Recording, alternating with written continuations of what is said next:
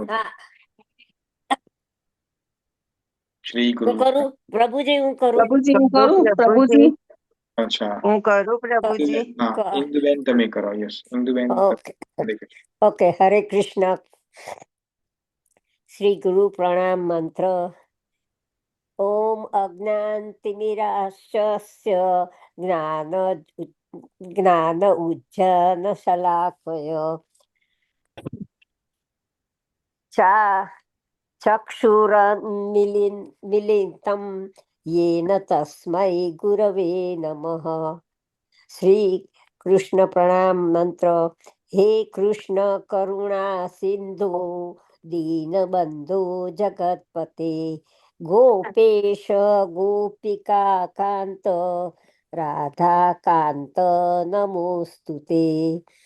તપ્ત કાંચન ગૌરાંગી રાધે વૃંદાવનેશ્વરી વૃષભાનુસુતે દેવી પ્રણમામિ હરિપ્રિયે.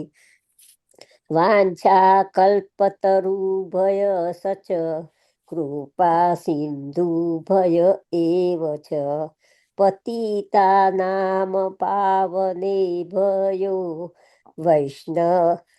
વૈષ્ણવેભ્યો નમો નમઃ. નમો મહાવદાન્યાય કૃષ્ણ પ્રેમ પ્રદાયતે કૃષ્ણાય કૃષ્ણ ચૈતન્ય નામની ગોરતવિષે નમઃ. નમઃ વિષ્ણુપાદાય કૃષ્ણ પ્રેષ્ઠાય નમઃ વિષ્ણુપાદાય કૃષ્ણ પ્રેષ્ઠાય ભૂતલે શ્રીમતે ભક્તિ વેદાંત સ્વામિન ઇતિ નામિને.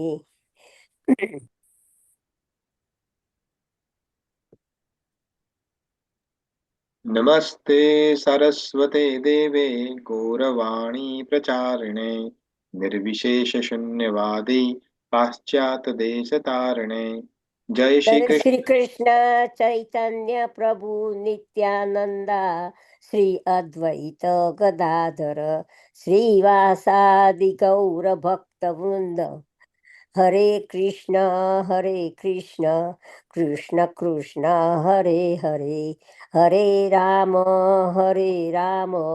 રામ રામ હરે હરે. હરે કૃષ્ણ. ઓમ નમો ભગવતે વાસુદેવાય. કૃષ્ણ શરણમ મમ. નમો ભગવતે વાસુદેવાય. વાસુદેવાય નમો ભગવતે વાસુદેવાય. ઓમ નમો ભગવતે વાસુદેવાય. હરે કૃષ્ણ ડિવોટીઝ, તમારા બધાનું સ્વાગત છે ભગવદ ગીતાના આજના સેશનમાં. આપણે અધ્યયન કરી રહ્યા છે. આપણે સો ફાર ભગવદ ગીતાના ચોથા અધ્યાયના 8 શ્લોકોનું અધ્યયન કર્યું છે. આજે 9મો શ્લોક લેવાના છે.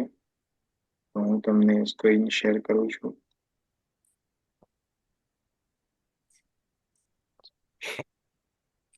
તો આપણે જોયું છઠ્ઠા શ્લોકની અંદર ભગવાન શ્રી કૃષ્ણએ બતાવ્યું કે એ કઈ રીતે આ ધરાધામ ઉપર પ્રગટ થાય છે. તો ભગવાન કહે છે અજોપી સન્ન અવ્યાત્મા ભૂતાનામ ઈશ્વરો અપી સન્ન પ્રકૃતિમ સ્વામ અધિષ્ઠાય સંભવામ્યમ આત્મા માયયા. તો ભગવાન આ શ્લોકની અંદર આપણને સમજાવે છે કે પોતે પ્રકૃતિને આધીન કરીને વશ થઈને નથી, પણ પોતે પ્રકૃતિને આધીન કરીને, એટલે પ્રકૃતિ એના અંડરમાં કામ કરે છે. પ્રકૃતિને આધીન કરીને એ આ ધરાધામ ઉપર જન્મ લે છે, અને એમનો જે જન્મ છે એ કેવો છે? દિવ્ય છે. પછી આપણે 7મા જે શ્લોક દેખ્યો એની અંદર ભગવાન પોતાના અવતાર કેમ લેહી ધર્મસ્ય ગ્લાનિર્ભવતિ ભારત અભ્યુસ્થાનમ અધર્મસ્ય તદાત્માનમ સૃજામ્યહમ. ભગવાન કહે છે કે જ્યારે જ્યારે ધર્મ ની ગ્લાનિ થાય છે, એટલે પતન થાય છે, ત્યારે હે અર્જુન, અને ધર્મની જ્ઞાની થાય તો શું થાય? અભ્યુસ્થાન, અધર્મ. તો અધર્મનું અભ્યુસ્થાન, અભ્યુસ્થાનને વૃદ્ધિ થવી, અધર્મની વૃદ્ધિ થાય છે. ત્યારે હું સૃજામ્યહમ, હું પ્રકટ થાઉં છું. ભગવાન અહીંયા પ્રકટ થવાની વાત કરે છે, જન્મ લેવાની વાત નથી કરતા. પછી 8મા શ્લોકમાં આપણે દેખ્યું, ભગવાન કહે છે, 3 વિઝન આપે છે કે કેમ પ્રકટ થાય છે. તો કે છે પરિત્રાણાય સાધુનામ વિનાશાય ચ દુષ્કૃતામ ધર્મ સંસ્થાપનાર્થાય સંભવામી યુગે યુગે. 3 વિઝન આપે છે. તો સાધુની રક્ષા માટે પરિત્રાણાય સાધુના, વિનાશાય ચ દુષ્કૃતામ, તો દુષ્કૃતામ એટલે મિસક્રિડન્ટ, જેને કહેવાય પાપી લોકો, દુષ્ટ લોકો, એના વિનાશ માટે અને ધર્મની પુનઃ સંસ્થા કરવા માટે સંભવામી, હું વારંવાર યુગે યુગે પ્રગટ થાઉં છું.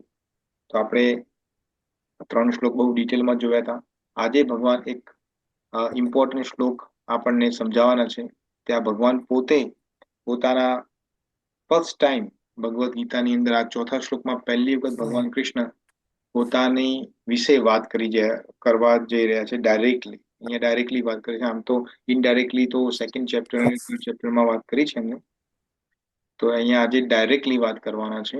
તો આજે આપણે એ શ્લોક લેવાના છે. ઓમ જ્ઞાનતિમિરન્ધસ્ય જ્ઞાનંજનશલાકયા ચક્ષુરુન્મિલિतं येन तस्मै श्री गुरुवे नमः. जगद्गुरु श्री प्रभुपाद की जय. Bhagavad Gita as it is की जय. अनन्य कोटि वैष्णव वृंद की जय. हरे कृष्ण. तो भगवान કહે છે આ શ્લોકમાં, જન્મ કર્મ ચ મે દિવ્યમ એવં યો વેતિ તત્વતઃ તત્વા દેહમ પુનર્જન્મ નેતિ મામેતિ સો અર્જુન. હું ફરીથી રિસાઇટ કરું છું. ભગવાન કહે છે, જન્મ કર્મ ચ મે દિવ્યમ એવં યો વેતિ તત્વતઃ ત્યક્ત્વા દેહમ પુનર્જન્મ નેતિ મામેતિ સો અર્જુન.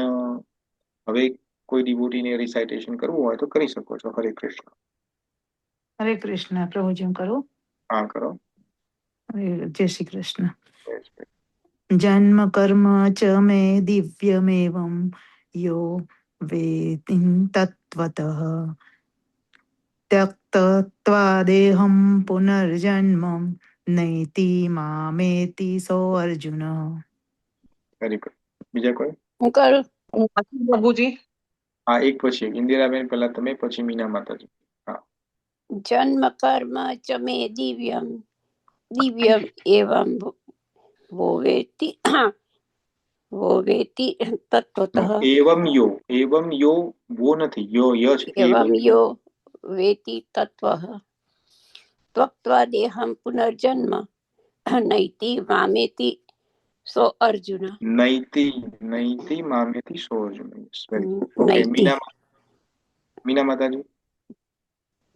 હરે કૃષ્ણ પ્રભુજી. હરે જન્મ કૃષ્ણ. કર્મ ચ મે દિવ્યમ એવં યો વેતિ તત્વતઃ त्यक्त्वा देहं पुनर्जन्म नैति मामेति सो अर्जुन. Yes, very good. હું બોલું પ્રભુ? હા, બોલો. ઓકે. જન્મ કર્મ ચ મે દિવ્યમ જન્મ કર્મ ચ મે દિવ્યમ યો વેતિ તત્વત ત્યક્ત્વા દેહં પુનર્જન્મ નેતિ મામેતિ સો અર્જુન. યસ. ત્યાં છે જન્મ કર્મ ચ મે દિવ્યમ એવમ યો વેતિ તત્વતઃ. એવમ એટલે આ રીતે. હા, આ રીતે. યસ. Okay, very good. બીજા કોઈ? પ્રભુજી હું કરું પ્રભુજી. હા, અર્પિતા માતાજી. યસ. પછી અર્પિતા માતાજી, પછી હા. યસ. જન્મ કર્મ અર્પિતા. ચ મે દિવ્ય જન્મ કર્મ ચ મે દિવ્ય એવં યો વેતિ તત્વતઃ વ્યક્યાત દેહં પુનર્જન્મ નેતિ મામેતિ સો અર્જુન. Very good. કલ્પનાબેન. જય શ્રી કૃષ્ણ પ્રભુ. જય શ્રી કૃષ્ણ. જન્મ કર્મ ચ મે દિવ્યમ એવં યો વેત્તિ તત્વતઃ त्यक्त्वा देह पुनर्जन्म नैति मामेति सो अर्जुन. Okay, very good. બીજા કોઈ?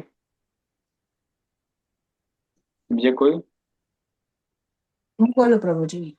હા, રીતિ માતા. जन्म कर्म च मे दिव्यम् एवं यो वेत्ति तत्त्वतः त्यक्त्वा देहं पुनर्जन्म नेति मामेति सो अर्जुन। વેરી બીજે કોઈ? ઓકે, તો હવે કોઈને અનુવાદ અને ભાવાર્થ વાંચવો છે? હું વાંચું પ્રભુજી. હા, પ્લીઝ વાંચો. અને બીજા બધા ડિવોટીને પ્રાર્થના છે કે તમે પ્લીઝ મ્યુટ કરી દો. હરે કૃષ્ણ. હરે કૃષ્ણ. અનુવાદ. હે અર્જુન, જે મનુષ્ય મારા પ્રાગટ્ય તથા કર્મોની દિવ્ય પ્રકૃતિને જાણે છે તે આ શરીરને ત્યજ્યા પછી આ ભૌતિક જગતમાં ફરીથી જન્મ લેતો નથી, પરંતુ મારા સનાતન ધામને પામે છે. ભાવાર્થ.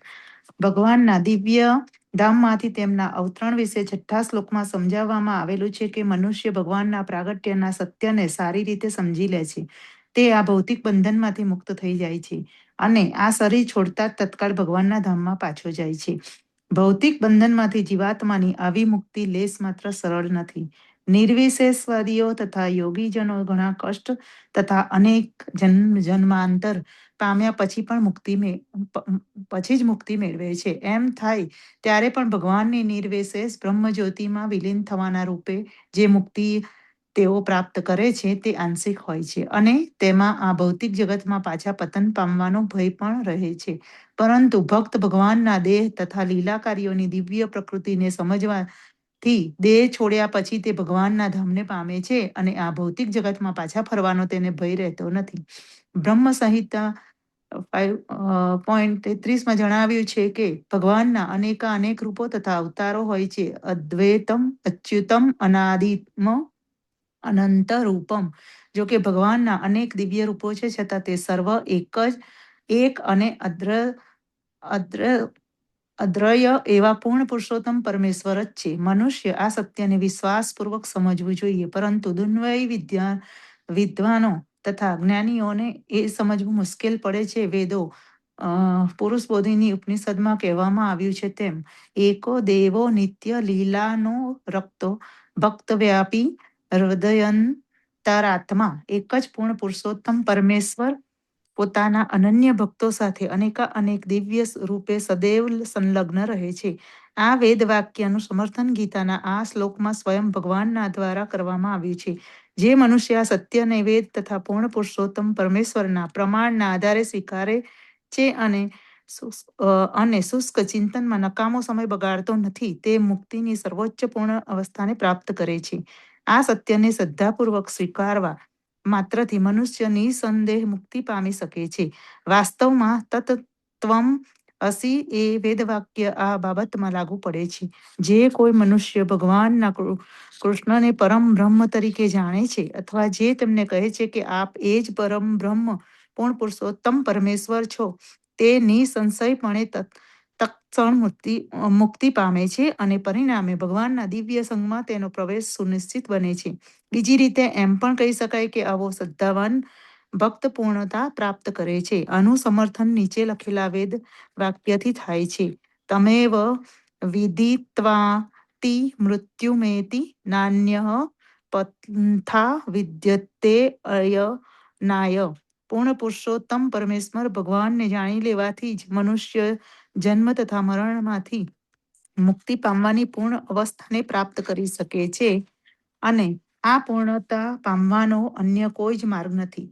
શ્વેતાશ્વતર ઉપનિષદ 3.8 આનો અન્ય કોઈ માર્ગ નથી. એમ કહેવાનો અર્થ એ છે કે જે મનુષ્ય શ્રી કૃષ્ણને પૂર્ણ પુરુષોત્તમ પરમેશ્વર તરીકે સ્વીકારતો નથી તે ચોક્કસપણે તમોગુણી છે અને તે મધના પાત્રને માત્ર બહારથી ચાટીને અથવા ભગવદ્ ગીતાનું દુન્વયી વિદ્યતાપૂર્ણ અર્થઘટન કરીને મોક્ષ પ્રાપ્ત કરશે નહીં.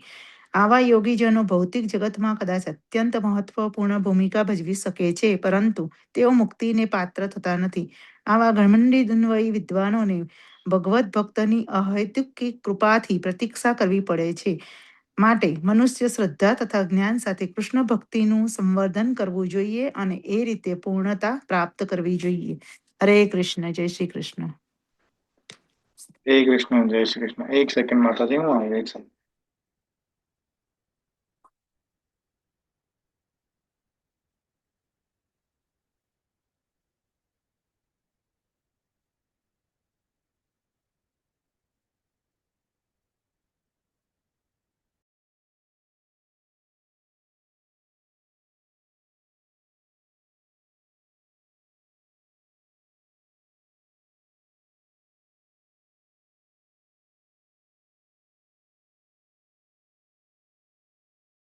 હરે કૃષ્ણ.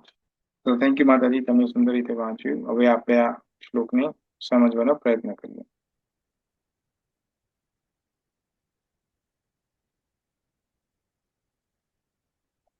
તો ભગવાન કૃષ્ણ કહે છે કે જન્મ કર્મ ચ મે દિવ્યમ. તો ભગવાન જ્યારે પ્રકટ થાય છે તો કહે છે કે મારો જન્મ, અને જન્મ એટલે જે રીતે આપણે જન્મ લઈએ છીએ એની વાત નથી કરતા, પ્રકટ થવાની વાત કરે છે. ભગવાન કહે છે જ્યારે હું પ્રકટ થાઉં છું, મારો અપિયરન્સ થાય છે, અને કર્મ, મારી કર્મ એટલે લીલાઓ આપણે ડિટેલમાં સમજીશું ભગવાન શું કહેવા માંગે છે. પણ અહીંયા કહે છે જન્મ કર્મ ચ, અને કેવી છે? દિવ્ય છે. દિવ્ય છે એ બહુ સુંદર શબ્દ છે, આપણે એને પણ સમજીશું. તો કે છે કે જન્મ કર્મ મારા દિવ્ય છે, અલૌકિક છે. દિવ્યનો મતલબ છે અલૌકિક છે, પ્રાકૃત નથી. પ્રાકૃતનો મતલબ કે પ્રકૃતિના 3 ગુણોથી બંધાયેલા નથી, ટ્રાન્સડેન્ટલ છે. તો કે છે જન્મ કર્મ ચ મે દિવ્યમ, અને એવમ યહ વેતિ તત્વતઃ. યહ એટલે જે મનુષ્ય યાની જે લિવિંગ એન્ટિટી, વેતી, વેતીનો મતલબ છે જાણવું. કઈ રીતે જાણે છે? તત્વતઃ, તત્વતથી જાણે છે. એને શું થાય છે? ત્વક્ત્વા દેહમ પુનર્જન્મ. જ્યારે આ બોડી છોડી દે છે ત્યારે શું થાય છે? એનો પુનર્જન્મ થતો નથી. એતિ મામ સ અર્જુન. એવું અર્જુન તું જાણ. એવું તને જાણ થાય કે મારો જન્મ અને મારું કર્મ બંને દિવ્ય છે. નોર્મલ લોકો, નોર્મલ લોકો જે કરે છે, જન્મ લે છે ને કર્મ, એવું નથી. તો જ્યારે તમે તમારો બોડી છોડો છો, મીન્સ કોઈ પણ આ જાણીને, તો એ પુનર્જન્મ નથી લેતો. તો અહીંયા ભગવાન આ સમજાવે છે. હવે આ શું કહેવા માંગે છે એ આપણે ડિટેલમાં સમજીએ. Okay? તો શિલ પ્રભુપાદ અહીંયા બહુ સુંદર એક્ઝામ્પલ્સ આપે છે. તો આપણે શિલ પ્રભુપાદના પરપોટથી જ ચાલુ કરીએ. તો શિલ પ્રભુપાદ પહેલી વાત પરપોટમાં કરે છે, જે આપણને બહુ સમજવા જેવી છે, કે તત્વથી જાણવા ભગવાનને. હવે આપણે કૃષ્ણ ભગવાનને કઈ રીતે જાણીએ છીએ? કે ભાઈ નંદ અને યશોદાના ત્યાં, મીન્સ દેવકી અને વાસુદેવ થી પ્રકટ થયા. નંદ અને યશોદાના ત્યાં 11 વર્ષ ને 52 દિવસ રહ્યા. પછી આટલી બધી લીલાઓ કરી, આટલા બધા રાક્ષસો માર્યા, અને પછી વૃંદાવન છોડીને મથુરા ગયા. ત્યાં કંસને માર્યો, ચાણુને મુષ્ટિકને માર્યા, અને પછી સાંદીપનીના ત્યાં ઉજ્જૈનમાં જઈને અલ્પકાલે દીક્ષા લે, શિક્ષા લીધી. પછી પાછા આવ્યા ત્યારે જોયું કે જરાસંધ હતો. એ જરાસંધે બહુ વારંવાર આક્રમણ કરતો હતો મથુરા ઉપર. તો ભગવાન કૃષ્ણએ દ્વારિકા વસાવી, અને દ્વારિકામાં પછી એક લગ્ન કર્યા, રૂકમણીજીનું અપહરણ કર્યું. એમ કરીને 8 પ્રમુખ રાણીઓ જોડે લગ્ન કર્યા. પછી એક નરકાસુર કરીને એક રાક્ષસ હતો, જેને 16,100 રાણીઓ એને બંદી બનાવી હતી. તો ભગવાન કૃષ્ણ એને છોડાવી અને એની પટરાણી બનાવી. ભગવાને બધાને એક એક પોતાનો મહેલ આપ્યો જુદો જુદો, કે તમે અહીંયા રહો અને મજા કરો. પછી એટલામાં તો આ મહાભારતનું યુદ્ધ થયું. તો ભગવાન કૃષ્ણ કહે છે કે હારું અર્જુન, હવે તું મારો મિત્ર છે એટલે હું તારા પક્ષમાં રહીશ. પછી ભગવાને રથ ચલાવ્યો, અને ભગવાને ભગવદ્ ગીતાનું જ્ઞાન આપ્યું. મહાભારતનું યુદ્ધ જીતી ગયા. આ બધા સુખેથી રહેવા માંડ્યા.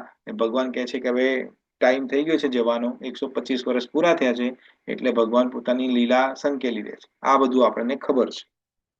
ખબર છે અહીંયા બધાને ખબર છે.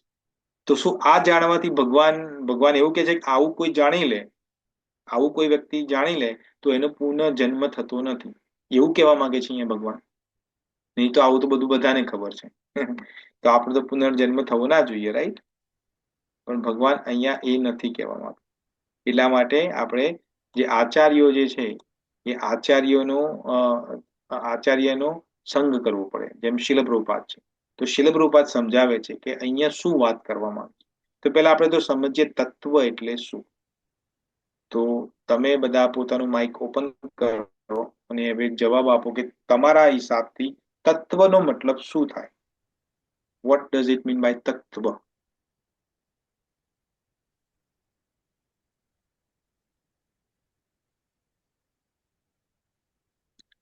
બોલો, કોઈની જોડે જવાબ નથી? તત્વ એટલે શું?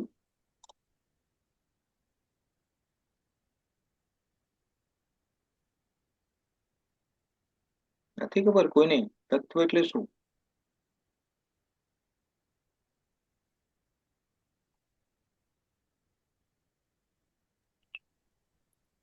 નથી ખબર. બાપરે બાપ. આપણે ઓલમોસ્ટ ચોથા ચેપ્ટર ઉપર પહોંચી ગયા ને તત્વ એટલે શું એ નથી ખબર. ઓહો, આ તો મુખ્ય હવે કઈ વાત એ હશે, એના ઉપર હશે. મુખ્ય વાત ઉપર. હા, મુખ્ય વાત. મુખ્ય વાત કઈ છે એના ઉપર તત્વ. તત્વનો મતલબ મુખ્ય વાત એવું? હા, અચ્છા, બીજા કોઈ? તત્વ એટલે શું? તમારી શું સમજણ છે? તત્વ કોને અહીંયા તત્વનો મતલબ ભગવાન કૃષ્ણ તત્વ કે છે તો કશુંક તો ઇમ્પોર્ટન્ટ હશે એટલા માટે કે છે. તત્વ એટલે શું? તત્વ એટલે લાઈક અ fundamental fact. Such as example.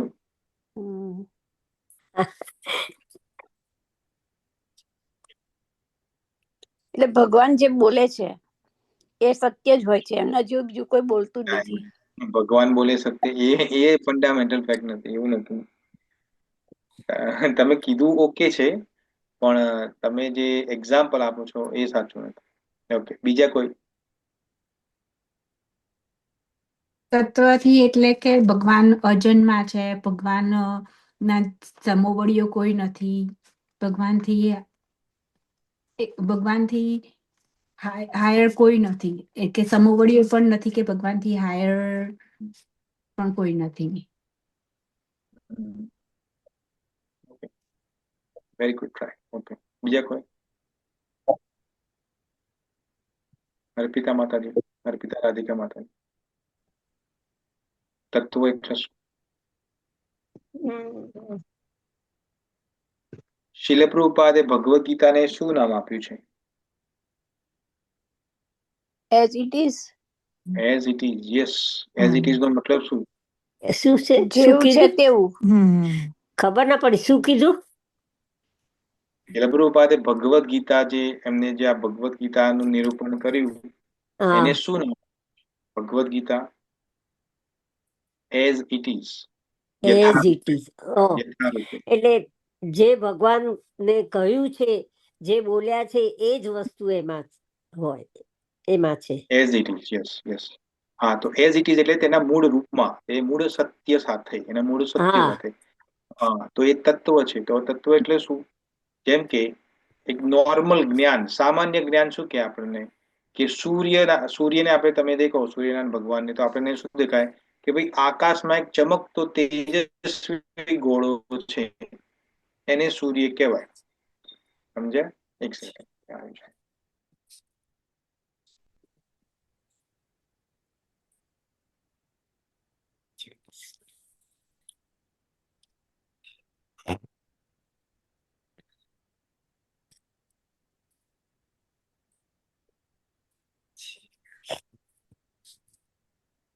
ઉષ્મા, અમારા નખનો કલર જતો નથી,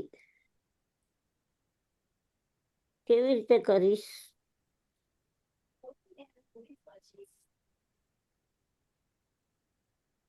લગાડ્યું મેં ઘણું હરે બધું. કૃષ્ણ. ઓકે, હા, તો આપણે શું વાત કર્યા તત્વની વિશે? તો તત્વનો મતલબ શું છે કે સામાન્ય જ્ઞાન શું કે છે કે સૂર્ય જે દેખાય છે આકાશમાં એ શું છે? તો એક ચમકતો ગોળો છે, એને સ્ટાર કહેવાય. એ સામાન્ય જ્ઞાન છે. પણ એનું તત્વ જ્ઞાન શું કહેવાય કે કોઈ સમજે કે સૂર્યનું બંધારણ શું છે, એનો જે સૂર્યપ્રકાશ એનો સ્ત્રોત શું છે, પૃથ્વી પર એના પ્રકાશ જ્યારે આવે છે તે એની અસરો શું થાય છે, એની ભૌતિક રાસાયણિક પ્રક્રિયાનું ગહન જે સમજૂતીઓ હોય એ બધીને એને તત્વ સમજુ કહેવાય. સમજ્યા? એક્ઝામ્પલ. એટલે એના ગુણધર્મ. એકલા ગુણધર્મ નહીં. ગુણધર્મ તો તમે ગુણધર્મ તો કૃષ્ણ ભગવાનનો તમે જાણો છો. તો ગુણધર્મ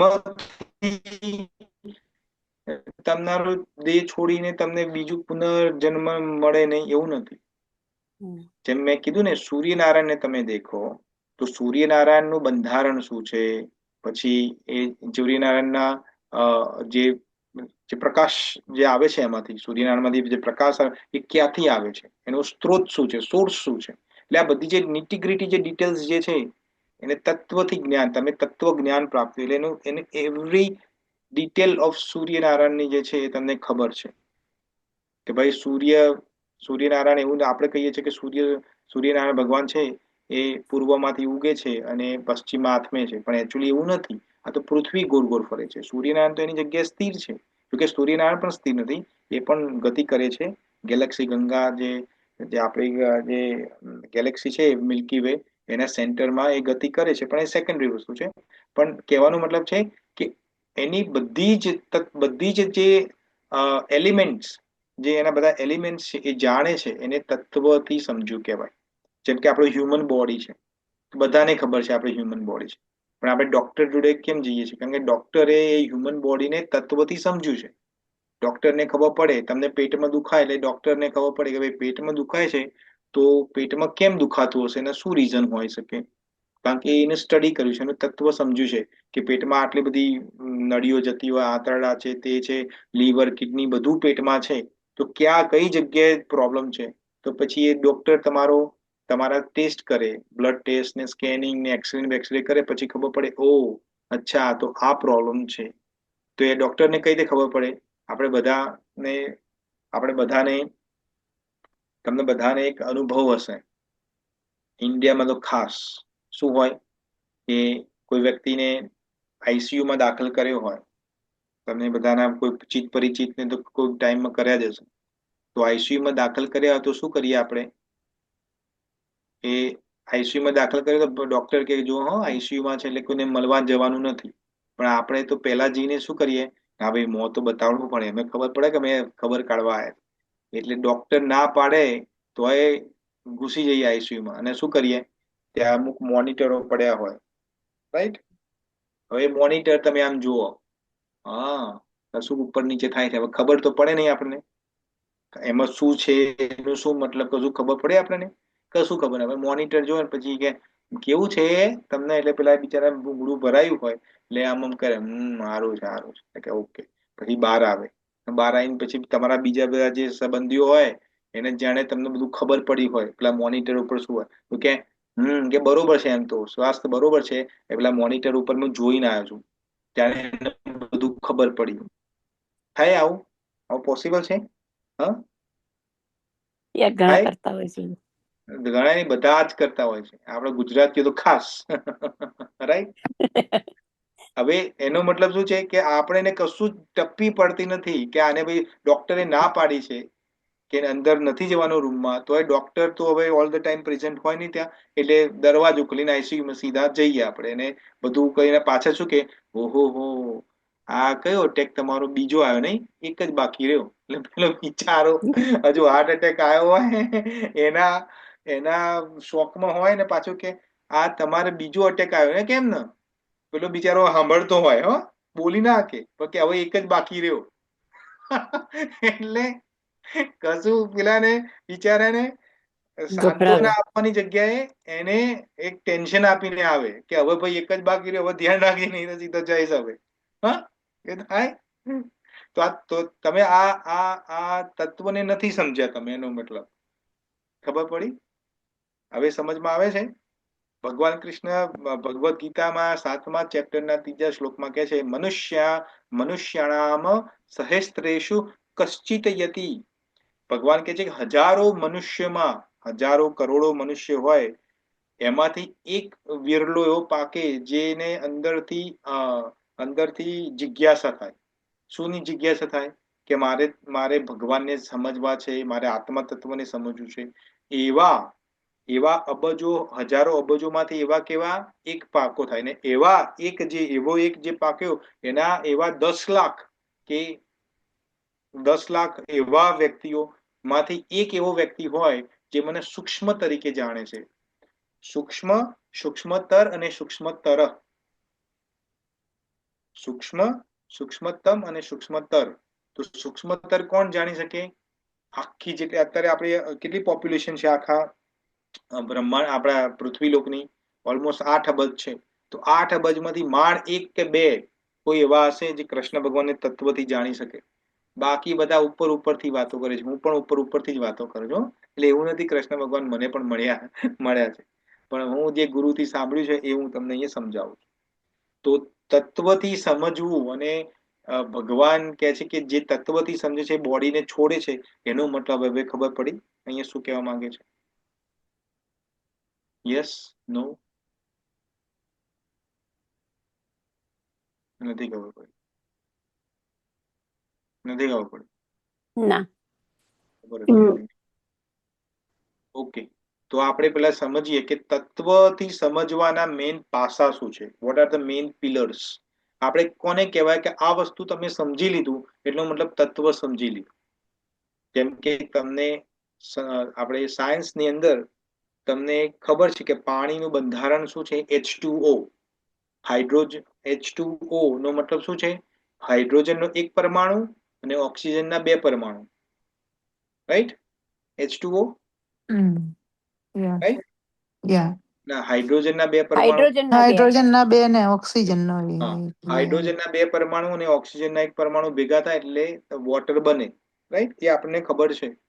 તો એને કહેવાય તત્વથી સમજ્યું. વોટર તો આપણે બધા પીએ છીએ, એનો બધો ઉપયોગ કરીએ છીએ પાણીનો. પણ પાણીનું બંધારણ શું છે? પાણી કઈ રીતે બને છે? એક્ઝામ્પલ એ ખબર હોવી જોઈએ. રાઈટ? તો માળખું એટલે એનું હા, માળખું, રાઈટ પ્રભુજી? હા, એ તમે જે બોલતા હોય માળખું. હમ. તો ભગવાન કૃષ્ણને તત્વથી સમજવા એટલે શું? તો શ્રીલ પ્રભુપાદ અહીંયા આપણને સમજાવે છે. તો પહેલું ધ ફર્સ્ટ પાસું શું છે? ધ ફર્સ્ટ એસ્પેક્ટ ઓફ તત્વ કે ભગવાન કૃષ્ણ એ પરમ પરમેશ્વર છે એ સ્વીકારવું. ભગવાન કૃષ્ણ પરમ પરમેશ્વર સ્વીકારવું એ કઈ રીતે ખબર પડે? કોણ કે છે એવું? પરમ પરમેશ્વર આપણે કહીએ છીએ એટલે પરમ પરમેશ્વર થઈ ગયા ભગવાન કૃષ્ણ? તો કે ના, આપણે કહીએ છીએ એટલે નહીં. કોણ કે છે? તો લિસ્ટ આખું આપે છે. તો પહેલા તો બ્રહ્માજી. આ પૂરો જે સંસાર બન્યો છે, આ પૂરો બ્રહ્માંડ, આપણું પૃથ્વી નહીં, આ પૂરો સંસાર જેટલો તમને દેખાય છે એટલો, આપણે જેટલું સાયન્સમાં બધું કહે છે ને, આટલી ગેલેક્સીઓ છે, આટલા તારાઓ છે, આટલા ગ્રહો છે, ને એક્ઝો પ્લાનેટ ને બધું જે બધું કહેતા હોય, રાઈટ? અને જે ઓબ્ઝર્વેબલ યુનિવર્સ છે અને જે ઓબ્ઝર્વેબલ નથી એ પણ, આ બધું જ બનાવ્યું કોને છે? બ્રહ્માજીએ. આ બધું બ્રહ્માજીએ બનાવ્યું છે. તો બ્રહ્માજી સ્વયં બ્રહ્મ સંહિતામાં શું કહે છે? ઈશ્વર પરમઃ કૃષ્ણ સચ્ચિદાનંદ વિગ્રહ અનાદિર આદિર ગોવિંદ સર્વ કારણ કારણમ. સ્વયં બ્રહ્માજી કહે છે કે કૃષ્ણ જે ગોવિંદ તરીકે ઓળખાય છે એ પરમ ઈશ્વર છે. ઈશ્વરનો મતલબ મેં તમને સમજાયો હતો. ઈશ્વર છે અને એમનું શરીર કેવું છે? સચ્ચિદ આનંદનું બનેલું છે. અને કેવા છે? દરેક કારણનું, સર્વ કારણ કારણ, તો જેટલા પણ કારણો છે એનું મૂળ કારણ, મૂળ રીઝન શું છે? કૃષ્ણ ભગવાન છે. તો આપણે એમ લાગે કે અચ્છા, કૃષ્ણ ભગવાન એ છે. કોઈ બીજા એવું કશું કીધું છે? તો બીજાએ કૃષ્ણ ભગવાન વિશે આવી વાત કરી છે? બ્રહ્માજી તો કે હવે બ્રહ્માજીને કદાચ નજીકનું લાગે એટલે બ્રહ્માજી કે બીજા કોઈ છે એવા? બોલા હા, છે ને. બ્રહ્માજી પોતે જ્યારે ભગવાન કૃષ્ણ ની જો આ બ્રહ્મ વિમોહન લીલા થાય છે અને પછી બ્રહ્માજી જ્યારે માફી માંગવા આવે છે, બ્રહ્મ સ્તુતિ કરે છે, એમાં પણ કે છે, શું કે છે? નાઉમિડ્યમ તે પ્રભવુષે તદિત બરાંબરાય. કે છે ત્યાં કે ભગવાન કૃષ્ણને હું સાક્ષાત પ્રણામ કરું છું. કેમ? કારણ કે તમે જે છો એ બધા, તમે જે બધા જેટલા પણ અવતારો છે એનું મૂળ કારણ છો તમે. બહુ ડિટેલમાં સ્તુતિ કરે છે, આપણે જોડે ટાઈમ નથી સ્તુતિ જવામાં. અને આગળ પણ ઘણી બધી સ્તુતિઓ કરે છે બ્રહ્માજી. તો બોલા બ્રહ્માજી તો કરે, કોઈ બીજા છે એવા? બોલા હા, શિવજી છે, ભગવાન શિવ. અચ્છા, ભગવાન શિવ છે. શું કે છે ભગવાન શિવ? તો ભગવાન શિવ માતા પાર્વતીને કે છે. શું કે છે માતા પાર્વતીને? તો આ પદ્મ પુરાણમાં આવે છે. તો માતાજીને કે છે ભગવાન શિવ, આરાધનામ સર્વેશામ વિષ્ણુ આરાધનામ પરમ તસ્માન પરંતવ દેવી તદિયા સમર્ચનમ. એનો શું મતલબ થાય? હે દેવી પાર્વતી, સાંભળો, તમને ગુપ્ત રહસ્ય કહું છું. શું? આરાધનામ સર્વેશામ વિષ્ણુ આરાધનામ પરમ. જેટલી પણ ભક્તિ થાય છે, જેટલી પણ આરાધનાઓ થાય છે, એ બધી ભક્તિ આરાધનાઓ પૂજામાં સૌથી ઉત્તમ ભક્તિ કોની છે? ભગવાન વિષ્ણુની. એટલા માટે આરાધનામ સર્વેશામ વિષ્ણુ આરાધનામ પરમ, સર્વોચ્ચ છે.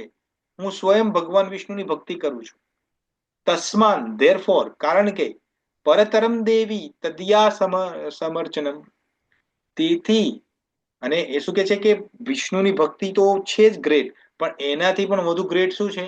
જે વિષ્ણુના ભક્ત છે, તદિયાનો મતલબ છે વિષ્ણુના ભક્ત, એની સેવા કરવી તો એનાથી પણ ઉપર છે, સર્વશ્રેષ્ઠ છે. આ ભગવાન શિવ કે છે પદ્મ પુરાણની અંદર, ઉત્તરખંડની અંદર આવે છે. ઉત્તરખંડ, તમે પદ્મ પુરાણ ઉત્તરખંડ વાંચો, ત્યાં શિવ પાર્વતીનો સંવાદ છે, ભગવાન શિવ અને માતા પાર્વતીનો, ત્યાં આવે છે. પછી સમુદ્ર મંથન જ્યારે થાય છે, ત્યારે ભગવાન શિવ હલાહલ વિષ પીવે છે, ત્યારે સમુદ્ર મંથન વખતે પણ ભગવાન શિવ ભગવાન વિષ્ણુની ભક્તિ કરે છે. આપણે એવું લાગે કે આ ભગવાન શિવે વિષ કેમ પીધું હશે, બીજું કોઈ પીવા નતું માંગતું એટલે? ના, એવું નથી. ભગવાન વિષ્ણુના આદેશના કારણે ભગવાન શિવે વિષ પીધું છે. કારણ કે ભગવાન વિષ્ણુ જે છે એ પોતે પોતાના જે પણ ભક્તો છે એ ભક્તોની શું કરવા માંગે છે? એ ભક્તોની બડાઈ થાય. જેમ કોઈ પિતા હોય એ પોતાના પુત્રની બડાઈ છે, પિતા પોતાની બડાઈ ના ઈચ્છે, એવું ઈચ્છે કે મારો પુત્ર આગળ વધે, એની વાહવા થાય. તો ત્યાં ભગવાન શિવ શું કે છે ભગવાન વિષ્ણુને? દેવ દેવ જગન્નાથ, દેવ દેવ સ મધ્યગ, ત્વમ અહમ સર્વભૂતાનાત્મા જ્યોતિર અધોક્ષજ. એનો મતલબ શું થાય કે હે દેવોના દેવ, આપણે દેવોના દેવ કોને કહીએ છીએ? ભગવાન શિવને. પણ ભગવાન શિવ દેવોના દેવ કોને કહે છે? ભગવાન જગન્નાથને, જે કૃષ્ણ છે, વિષ્ણુ છે. કે હે દેવોના દેવ ભગવાન જગન્નાથ, આપ સર્વોચ્ચ ઈશ્વર છો અને તમે સમસ્ત જીવોનો પરમ આત્મા તરીકે, પરમ જ્યોતિ તરીકે તમે સાક્ષાત વિદ્યમાન છો. તમારા આદેશથી હું આ, તમે જે આદેશ મને આપ્યો છે કે હું આ ગ્રહણ કરું, આ વિષ, એટલા માટે હું ગ્રહણ કરું છું. તો ભગવાન ત્યાં ભગવાન શિવ માને છે. પછી વિષ્ણુ સહસ્ત્રનામની અંદર, સહસ્ત્રનામમાં જોઈએ છે, પદ્મ પુરાણ ને મહાભારતમાં આવે છે, ત્યારે એક ફેમસ લાઈન આવે છે. ત્યાં પાર્વતી માતાજી શિવજીને પૂછે છે, જ્યારે લોકો વિષ્ણુ સહસ્ત્રનામ કરે છે, તમે કર્યા હશે વિષ્ણુ સહસ્ત્રનામ તો તમે જોયું હશે, તો ત્યાં પાર્વતીજી શિવજીને પૂછે છે કે રામની શું મહિમા છે? આ તમે રામ નામ લો છો તો એની શું મહિમા છે? તો ત્યાં ભગવાન શિવ કે છે રામ રામેતી રામેતી રમે રામ મનોરમે, સહસ્ત્રનામ તુલ્યમ રામ નામ વરાનને. તો શું કહેવા માંગે છે કે ભગવાન ત્યાં શિવજી કે છે કે વરાવને નો મતલબ છે કે સુંદર મુખવાળી પાર્વતી. હે સુંદર મુખવાળી પાર્વતી, હું નિરંતર જે રામ રામ રામ જપું છું, જે દિવ્ય રામનું જે નામ છે એ કેવું છે? તમે સહસ્ત્ર વિષ્ણુ નામ, એટલે વિષ્ણુ 1000 નામ, એવા 3000 નામ વિષ્ણુના લો અને ત્યારે એક વખત રામનું નામ લો તો 3000 વિષ્ણુ નામ પ્રમાણે એક રામનું નામ છે. એટલો પાવર છે રામનો. 3000 વિષ્ણુના નામ ઇઝ ઇક્વલ ટુ 1 રામ નામ. અને એવા 3 નામ તમે રામના લો અને એક કૃષ્ણનું નામ લો તો કૃષ્ણનું નામ એટલું પાવરફુલ છે. આ કોણ કે છે? ભગવાન શિવ. કોને કે છે? પદ્મ પુરાણમાં અને મહાભારતમાં આવે છે. વિષ્ણુ સહસ્ત્રનામના સંપર્કમાં પાર્વતી માતાજીને કહે છે. પછી દેવર્ષિ નારદ તો કહે છે, આપણે દેવર્ષિ નારદને તો છોડી દઈએ કારણ કે એ તો ભગવાનના ભક્ત છે. મહર્ષિ વેદવ્યાસ પણ કહે છે. શું કહે છે? શ્રીમદ ભાગવતમના પહેલા અધ્યાયના 3જા ચેપ્ટરના 28મા શ્લોકમાં કહે છે એત ચામસા કલા પુંસા કૃષ્ણસ્તુ ભગવાન સ્વયં ઇન્દ્રારી વ્યાકુલમ લોકમ મૃડયંતી યુગે યુગે. શું કહેવા માંગે છે કે આ જેટલા પણ વ્યાસ મુનિએ આ જે શ્લોક લખ્યો એ પહેલા ભગવાનના જે 24 અવતાર છે એનું વર્ણન કર્યું છે, જે મુખ્યત્વે 24 અવતાર છે. રાઈટ, આપણે ખબર છે. તો 24 અવતાર પછી આ કહે છે કે આ જે પણ અવતારોનું મેં તમને વર્ણન કર્યું છે, આ બધું જે વર્ણન કર્યું એ કેવા છે? એ તે ચામસ કલા પુંસા, તો કોઈ અંશ છે તો કોઈ કલા છે, કલા તો અંશથી પણ નાનો હોય છે. તો આ બધા જ કેવા છે, કોઈ અંશ અવતાર છે ભગવાનનો તો કોઈ કલા અવતાર છે. પણ શું કે છે, કૃષ્ણસ્તુ ભગવાન સ્વયં, ભગવાન કૃષ્ણ સ્વયં ભગવાન છે, કોઈ બીજાને ભગવાન નથી કહેતા. ત્યાં એવું કે શિવસ્તુ ભગવાન સ્વયં એવું કહી શકતા હતા, પણ શું કે છે, કૃષ્ણસ્તુ ભગવાન સ્વયં. અને શું કે છે, ઇન્દ્રારી વ્યાકુલમ લોકમ મૃડયંતી યુગે યુગે. જ્યારે જ્યારે ઇન્દ્રને અરી, ઇન્દ્રનો અરી, ઇન્દ્રારીનો મતલબ ઇન્દ્રના શત્રુઓ જ્યારે જ્યારે આ લોકની અંદર દુખી કરે છે લોકોને, ત્યારે ભગવાન વારંવાર યુગમાં આવે છે. એટલે આપણે જે ગઈકાલે જોયું અને ગઈકાલે ને પરમ દિવસે જોયું, યદા યદા હિ ધર્મસ્ય ગ્લાનિર્ભવતિ ભારત, એની જ વાત કરે છે વ્યાસ મુનિ. તો વ્યાસ મુનિ પણ માને છે કે ભગવાન કૃષ્ણ સર્વોચ્ચ છે. અને પહેલા જે શ્રીમદ ભાગવતના પહેલો બીજો ને ત્રીજો જે શ્લોક છે તેમાં તો વંદના કરે છે, ઓમ નમો ભગવતે વાસુદેવાય જન્માંતસ્ય યતો અન્ય અધિરતે સ્વરાટ અભિજ્ઞ સ્વરાટ, ભગવાન વાત કરે છે. પછી પિતામાં ભીષ્મ તો સ્વયં કે છે, ઇતિમતિ રૂપ કલ્પિતા વિતૃષણા ભગવતી શાંત પુંગવે વિભુન્ની સ્વસુમુખ ઉપગતે ક્વચિત વિહર્તુમ પ્રકૃતિ ઉપયુષ પ્રહત સ્વભાવ. તો ભીષ્મ પિતા પણ માને છે કે તમે આ શાંત પુંગવે નો મતલબ શું છે, કે તમે ગ્રેટેસ્ટ ઓફ ઓલ છો, પણ તમે તમારી મરજીથી આ ધરતી ઉપર, આ ધરાધામ ઉપર આવો છો. તો પિતામાં ભીષ્મ પણ માને છે. અર્જુન તો માને જ છે, અર્જુનની તો શું વાત કરવી. પછી સુખદેવ ગોસ્વામી જેને શ્રીમદ ભાગવતમ રિસાઇટેશન કર્યું, એ પણ કે છે, વંદતી તતઃ તત્વવિદસ્તત્વમ યજયજ્ઞાનામ યુદ્રયમ બ્રહ્મોતિ પરમોતિ ભગવાન નીતિ શબ્દતે. તો એ પણ માને છે. પછી હવે તમે નામ લો, એનું એનું નામ લઈ શકાય છે. જેમ કે એક્ઝામ્પલ બીજું છે, આપણે મેં એક ડોક્યુમેન્ટ છે મારી જોડે, હા આર્યુ ડોક્યુમેન્ટ, અહીંયા જો બ્રહ્માજી કે છે, પછી શિવ સુખદેવ ગોસ્વામી કે છે, દુર્ગા માતાજી કે છે, જો આ દુર્ગા માતા કે છે સૃષ્ટિ સ્થિતિ પ્રલય, ત્યાં બ્રહ્મ સંહિતામાં આવે છે. અહીંયા દુર્ગા માતા પણ કે છે કે હું માયા શક્તિ છું ભગવાન કૃષ્ણની. આપણે ટાઈમ નથી, કારણ કે આપણે ઘણું બધું કવર કરવાનું છે, એટલા માટે હું ફટાફટ જઉં છું. દેવર્ષિ નારદ કે છે, ઉદ્ધવજી કે છે, પછી અર્જુન કે છે, ઇન્દ્ર કે છે. ઇન્દ્ર તો લોર્ડ યમરાજ, આ યમરાજ કે છે. જુઓ, યમરાજ પણ ક્યારે કે છે, યમરાજ જ્યારે અજામિલ નો પ્રસંગ આવે છે, તમને અજામિલ નો પ્રસંગ યાદ હશે, ત્યારે અજામિલના જે યમરાજના દૂતો જ્યારે લેવા આવે છે અજામિલને, તો યમરાજના દૂતો કે છે ભાઈ આ તો અમારો કેન્ડિડેટ છે. પણ એ નારાયણ બોલી જાય છે એક વખતે, તો નારાયણના 4 દૂતો આવે છે ભગવાન વિષ્ણુના, તો કે ભાઈ તું તારા બોસને પૂછ્યા, આ અમારો કેન્ડિડેટ છે કે તારો કેન્ડિડેટ છે. ત્યાં સ્વયં યમરાજજી પોતે પોતાના જે વિષ્ણુ દૂતો છે, સોરી, જે યમદૂતો છે એને કે છે, ધર્મ તું સાક્ષાત ભગવત પ્રણિપત ન વૈ વિદુષયો નાપી દેવાહ ન સિદ્ધ મુખા અપરા મનુષ્યા કુતો તું વિદ્યાધર ચારણદય.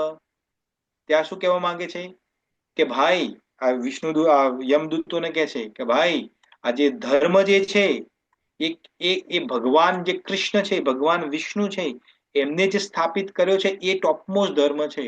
અને એ કોણ, કોઈ પણ ઓળખી નથી. વિદ્યાધર, વિદ્યાધર હોય કે અસુરો હોય કે ઓર્ડિનરી માણસો હોય, સિદ્ધ લોકના કોઈ હોય, કોઈ ઋષિ મુનિ હોય, એ કોઈને નથી ખબર એકચ્યુઅલ ધર્મ શું છે. ખાલી ભગવાન વિષ્ણુને જ ખબર છે, કારણ કે એમને સ્થાપિત કર્યો છે. તો ભગવાન વિષ્ણુ કે છે કે એમના દૂતો એવું કે છે કે આ મારો કેન્ડિડેટ છે, કારણ કે ભગવાન નારાયણનું નામ લીધું છે તો એ એમનો કેન્ડિડેટ છે, આપણા કેન્ડિડેટ નથી. એટલે તમારે કોને દૂર રહેવાનું? ત્યાં ઇન્સ્ટ્રક્શન આપી, તમે છઠ્ઠો સ્કંદ ભગવત શ્રીમદ ભાગવતમનો છઠ્ઠો સ્કંદના 3જા ચેપ્ટરના 18, 19, 20 પદની તમે શ્લોકો વાંચશો, ત્યાં યમરાજ પોતાના યમદૂતોને કહે છે આ બધી વસ્તુ, કે આપણે કોને લાવવાના યમલોકમાં? જે ભગવાન કૃષ્ણની ભક્તિ ના કરતો હોય, ભગવાન રામ ભગવાન વિષ્ણુની ભક્તિ ના કરતો હોય, એટલે કોઈ કૃષ્ણ તત્વની ભક્તિ ના કરતો હોય, જે કંઠી ધારણ ના કર્યું હોય, જે ભગવાનની નામનું રટન ના કરતો હોય, આવા બધા જે છે ને એ બધાને આપણા ત્યાં લાવવાના, કારણ કે એને મારી કૂટીને સીધા કરવાના. તો એ ઠોઠિયા હોય ને, ઠોઠિયા સ્ટુડન્ટ, એને મારી કોઠીને અહીંયા કરવાના. જે હોશિયાર સ્ટુડન્ટ છે એ તો આગળ વધવાના જ છે. તો જે ભગવાન વિષ્ણુના, કૃષ્ણના, રામના જે ભક્તો જે છે એને તો એનાથી તો 1000 ફૂટ દૂર રહેવાનું, એના તરફ તો જોવાનું જ નહીં. એ આપણા કેન્ડિડેટો નથી. એના જોડે ભગવાન વિષ્ણુ જે કરવું એ કરે, આપણે નહીં લાવવાના અહીંયા. તો યમરાજ કે છે, જુઓ. તો કહેવાનો મતલબ છે કે દરેક ગ્રેટ ગ્રેટ પર્સનાલિટી છે એ ભગવાન કૃષ્ણને શું માને છે? સર્વોપરી માને છે. તો હવે તમને ખબર પડી તત્વનો મતલબ શું, કે ભગવાન કૃષ્ણ કેમ સર્વોપરી છે? એટલા માટે નહીં કે ઇસ્કોન વાળા કહે છે એટલા માટે સર્વોપરી છે, પણ આ જે બધા જે ગ્રેટ પર્સનાલિટી, તો ઘણી બધી પર્સનાલિટીને આપણે એડ નથી કરી, ટાઈમ નથી એટલા માટે. તો મતલબ છે કે ભગવાન the supreme personality of Godhead છે, એ સમજવું કારણ એનું, કે ભાઈ એનું શું કારણ છે. તો હવે તમે સમજ્યા એનું કારણ, તો એ તત્વથી સમજ્યા કહેવાય. હવે બીજું શું છે કે ભગવાનનો જે સાક્ષાત્કાર થાય એ 3 સ્ટેજે થાય છે. એ જે સમજે છે એ તત્વથી સમજે છે. તો એ શું છે? તો એ છે બ્રહ્મ, જે બ્રહ્મન, જેને બ્રહ્મન રિયલાઇઝેશન કહેવાય, પરમાત્મા રિયલાઇઝેશન કહેવાય, અને ભગવાન રિયલાઇઝેશન કહેવાય. તો બ્રહ્મન એટલે શું, પરમાત્મા એટલે શું, અને ભગવાન રિયલાઇઝેશન એટલે શું? આનો શું મતલબ છે? તો જે જ્ઞાની અને યોગી તપસ્વીઓ જે લોકો છે એ બ્રહ્મન રિયલાઇઝેશન કરે છે. બ્રહ્મન એટલે શું? બ્રહ્મન એટલે નિર્વિકાર, impersonal aspect of God. એ શું છે? તો જેને બ્રહ્મ જ્યોતિ કહે છે. આપણે બ્રહ્મ જ્યોતિની વાત બહુ વખત કરેલી છે તમને. તો આના લક્ષણો શું છે? તો આની અનુભૂતિ થાય ત્યારે કોઈ જે આ યોગીઓ, મેઇનલી તો આ યોગીઓ ને જ્ઞાનીઓ છે, એ લોકો ભગવાનમાં મળી જવા માંગતા હોય છે, મર્જ થવા માંગતા હોય. ભગવાનમાં કદી મર્જ થઈ ના શકો તમે. જેમ તમને ઘણી વખત એક્ઝામ્પલ આપ્યું છે મેં, કે તમે માં હોય એ છોકરાને જન્મ આપે, પછી એ છોકરું પેટમાં ફરીથી નાખી શકે તમે? ના નાખી. ના. હા. તો બ્રહ્મનનો મતલબ શું છે? તો એક્ઝામ્પલ સાથે તમે સમજો કે સૂર્ય ભગવાન છે, સૂર્યનારાયણ ભગવાન આકાશમાં સ્થિત છે. તો જે સૂર્યપ્રકાશ જે આવે છે, સનલાઇટ જેને કહીએ આપણે, જે સૂર્યપ્રકાશ શું કરે? આખા આકાશમાં ફેલાયેલો છે, આખા ધરતી ઉપર ફેલાયેલો છે સૂર્ય, રાઈટ, બધી જગ્યાએ ફેલાયેલો છે. તો એ જે સૂર્યને તો આપણે ટચ નથી કરી શકતા, પણ એ સૂર્યપ્રકાશ આપણે સવારમાં ઉનાળામાં નહીં, પણ શરદીના દિવસોમાં, શિયાળામાં સવારે 8, 9, 10 વાગ્યાનો તડકો લેવો બહુ ગમે આપણને, રાઈટ? આપણે બહાર જઈએ કેવું સારું સારું લાગે. તો એ જે પ્રકાશ જે છે ભગવાનનો, એ શું છે? એ બ્રહ્મન રિયલાઇઝેશન છે. એનો મતલબ શું, કે જ્ઞાનીઓ, યોગીઓ શું માને છે? કે હું પણ ભગવાન, તું પણ ભગવાન, બધા ભગવાન. અહમ બ્રહ્માસ્મિ, તમે જે સાંભળ્યું છે એ છે. પણ શીલ પ્રભુપાદ શું કે છે? કે આ જે રિયલાઇઝેશન છે એ તો પાયા વગરનું છે, હાવ વિહોણું છે. કારણ કે તો બેઝિક રિયલાઇઝેશન છે. આ તો બેઝિક રિયલાઇઝેશન એટલે જેને શું કહેવાય, રિયલાઇઝેશન નું ગુજરાતી શું થાય? ભાન થવું. રિયલાઇઝેશન નો મતલબ ભાન થવું. આ તો બેઝિક ભાન થયું કહેવાય. એનાથી ઉપર કયું છે? પરમાત્મા રિયલાઇઝેશન છે. પરમાત્મા રિયલાઇઝેશન એટલે શું?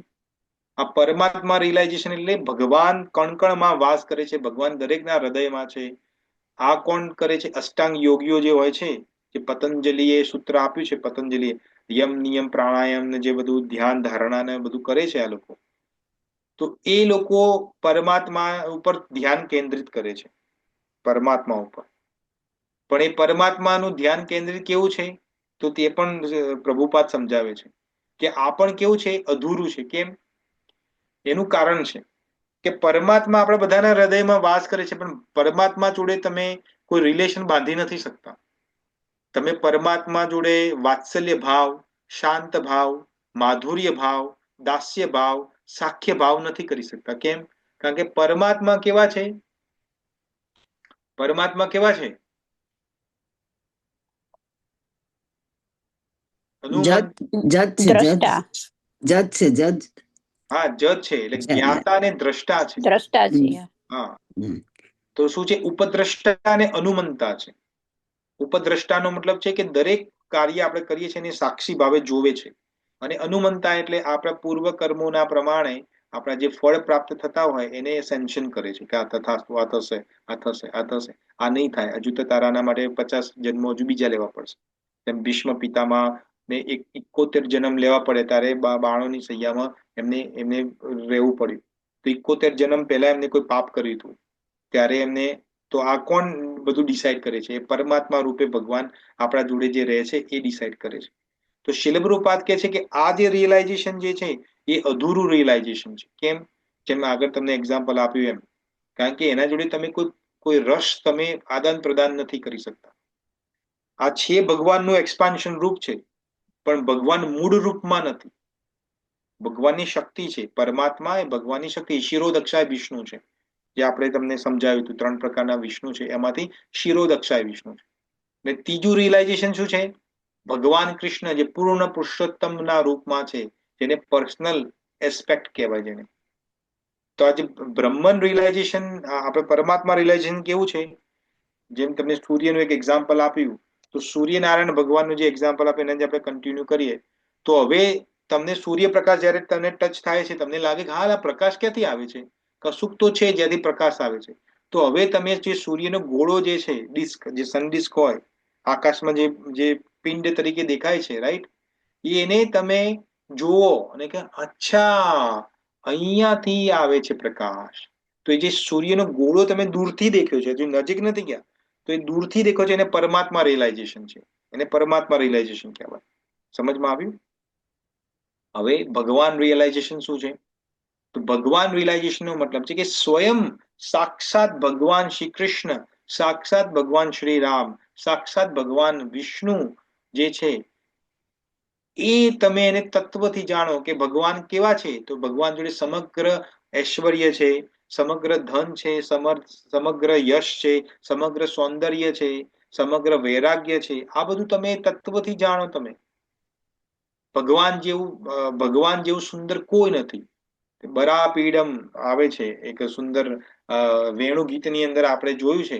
ત્યાં વેણુ ગીતની અંદર ગોપીઓ કે છે બરાપીડમ.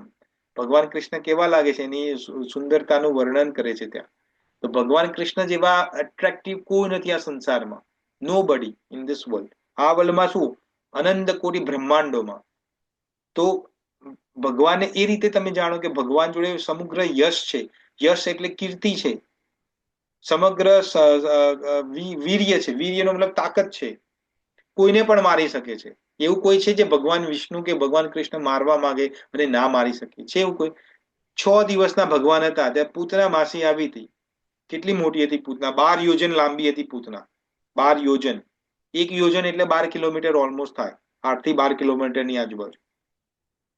તો 12 કિલોમીટર, 12 into 12 કરો તો 144 કિલોમીટર લાંબી હતી પૂતના માસી. તો 6 દિવસના ભગવાન કૃષ્ણએ માર્યા છે. 6 દિવસ. તમે કરી શકો 6 દિવસમાં? 6 દિવસમાં આપણને શું ખબર પડે? ખબર પડે કે શું? ભગવાન કૃષ્ણ 6 દિવસમાં રામ રમાઈ દીધા બિચારી માસીના. તો આ કોણ કરી શકે? ભગવાન સિવાય બીજું કોઈ કરી શકે? ના જ કરી શકે. તો આ રિયલાઇઝેશન ક્યારે થાય? તો જેમ આપણે સૂર્યનારાયણનું એક્ઝામ્પલ આપ્યું, એ જ એક્ઝામ્પલ આપણે કન્ટિન્યુ કરીએ તો જ્યારે સૂર્યદેવને હવે તમે, જે વિવસ્વાન સૂર્ય છે, એ જ્યારે તમે સૂર્યમંડળમાં પ્રવેશ કરો અને સૂર્યનારાયણને રૂબરૂ મળો, તમે રૂબરૂ આમને સામને જુઓ, ઓ તમે સૂર્યનારાયણ છો. એ રીતે જ્યારે ભગવાનને તમે આમને સામને મળો, એને ભગવાન રિયલાઇઝેશન કહેવાય, પૂર્ણ પુરુષોત્તમ રિયલાઇઝેશન કહેવાય. તો આ વસ્તુ જે જાણે છે એ તત્વ સમજે છે. હવે ખબર પડી તત્વને સમજવું નો મતલબ શું થાય? યસ, નો? થોડી થોડી સમજ પડી. જો થોડી થોડી ખબર પડી. એટલે ફરી રેકોર્ડિંગ સાંભળીશું ને તો બરાબર ખબર પડશે. આ શીલ પ્રભુપાદ એમના પરપોટમાં જ સમજાવે છે. હું કે બીજેથી લાવ્યો નથી. તો શીલ પ્રભુપાદ શું સમજાવે છે કે જ્ઞાનીઓ અને યોગીઓનો જે માર્ગ છે ને કઠિન માર્ગ છે, ભક્તિનો માર્ગ સરળ છે. કેમ? કારણ કે જેમ વિચાર લો, તમે બધા ગિરનાર પર્વત ઉપર ચડ્યા છો? ગિરનાર કે પાવાગઢમાં ચડ્યા છો તમે લોકો? પર ટોચ ઉપર પહોંચ્યા છો તમે?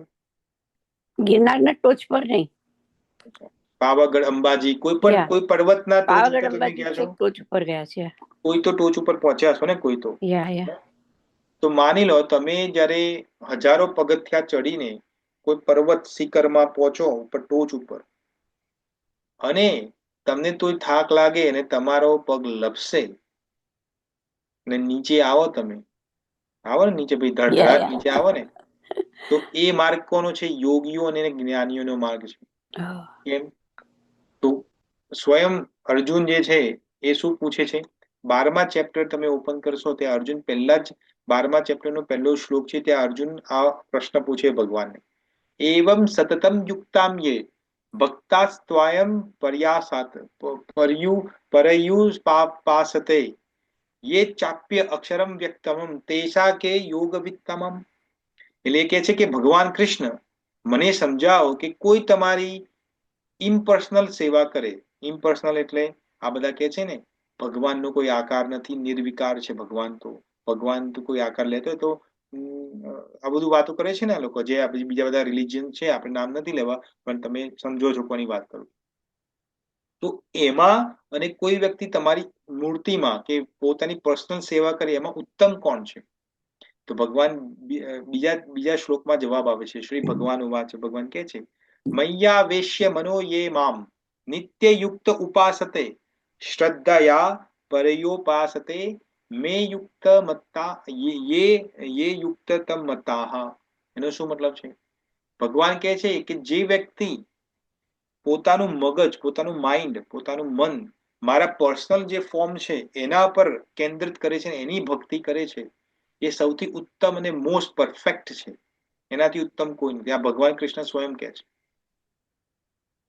કહું પડી એટલા માટે શીલ પ્રભુપાદ આપણને સમજાવે છે અહીંયા પણ કે ભક્તિ ઇઝ ધ સુપ્રીમ.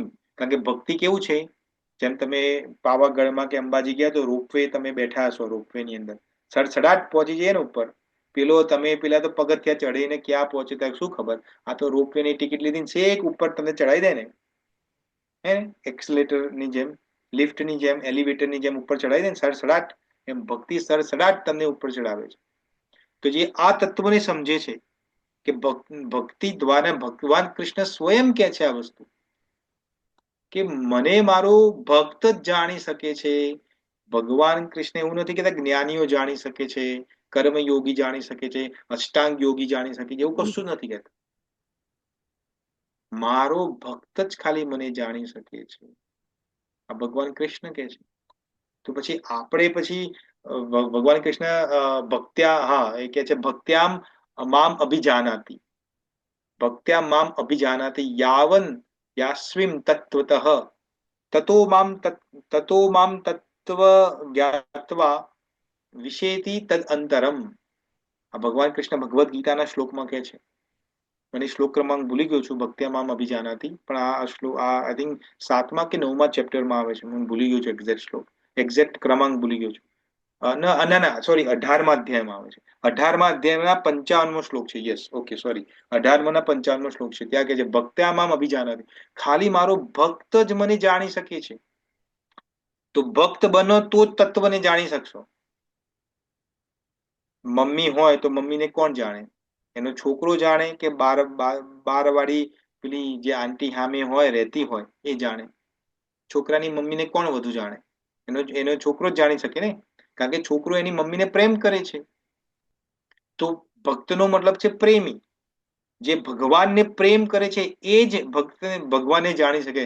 જે ભગવાનને જાણે છે એના માટે અહીંયા ભગવાન કહે છે ત્યક્ત્વા દેહમ પુનર્જન્મ નેતિ મામેતિ સો અર્જુન. દેહ છોડ્યા પછી ફરીથી આ સંસારમાં કોણ નથી આવતો?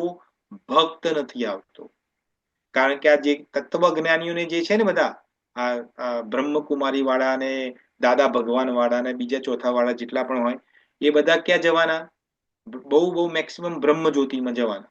પણ બ્રહ્મ જ્યોતિમાં અટવાઈ જવાના, કારણ કે ત્યાં તો કશું છે જ નહીં, તો ઝીરો અવકાશ છે. તો ત્યાં તો બોર થઈ જવાના કે હવે હર્યા આટલા કલ્પો, હવે હેડો હવે નીચે પાછા, એટલે તો પાછા આવવાના. ભક્તોને પાછા આવવાની જરૂર નથી, કારણ કે ભક્તો ભગવાનના ધામમાં જશે. તો જે ધામમાં છે ત્યાં તો ભગવાન લીલા કરવાના છે આપણા જોડે. આપણે તો we will be part of the લીલાસ. ભગવાન કોઈ કહેશે કે કલ્પનાબેન તમે કઢી સારી બનાવો છો, કઢી બનાવો. તમે ઇન્દિરાબેન તમે ખીચડી સારી બનાવો તો ખીચડી બનાવીને ખવડાવો. શ્યામ સુંદર તમે વેજીટેબલ હારા કાપો છો, તમે કાપો. આપણને એમની સેવામાં લગાવશે. ને આ જ્ઞાનીઓને તત્વ વાળા ત્યાં ઝૂલા ખાશે, એમના માટે બધું બોરિંગ છે. હે તો અહીંયા આ તત્વ છે, આને જે જાણે છે એ ભગવાનને પ્રાપ્ત થાય છે.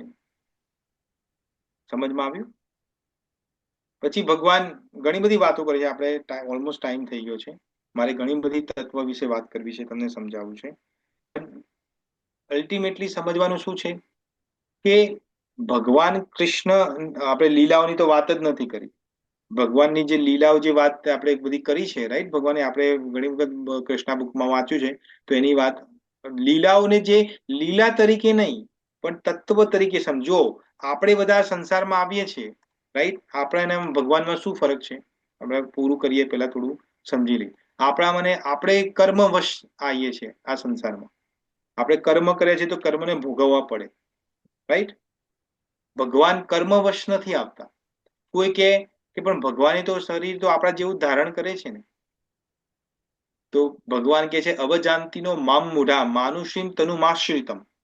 ભગવાન કહે છે કે મૂઢ વ્યક્તિ, જે મૂઢ એટલે મૂર્ખો, એ વ્યક્તિ એવું જાણે કે હું, મારું શરીર પણ તમારા જેવું જ શરીર છે, મનુષ્ય શરીર. હું મનુષ્ય શરીર ધારણ કરીને આવું છું, પણ એકચ્યુઅલી હું શરીર ધારણ કરીને નથી આવતો. આ ક્યાં કે છે? તમે તમે તમે રામચરિતમાનસ, જો તમે રામચરિતમાનસ વાંચ્યું હોય તો ત્યાં રામચરિતમાનસની અંદર માતા કૌશલ્યા, જ્યારે શ્રીરામચંદ્ર ભગવાનનું પ્રાગટ્ય થાય છે, ત્યારે શ્રીરામચંદ્ર ભગવાન ચતુર્ભુજમાં આવે છે.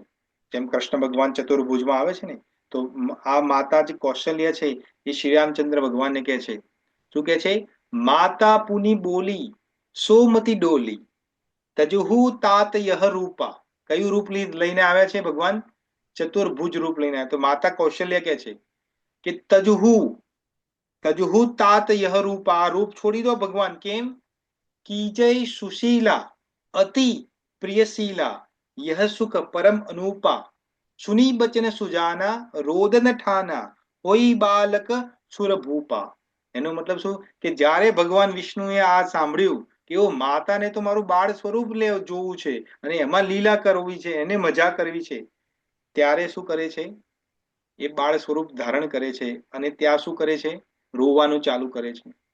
હવે આ મૂર્ખાઓ જે છે એ તો કે ભગવાન રામને પણ તો બોડી હતી જ ને, એમાં શું મોટી વાત છે? તો અહીંયા કે છે, ભગવાન સ્વયં કે છે, અહીંયા માતા સ્વયં કે છે. સમજમાં આવે છે?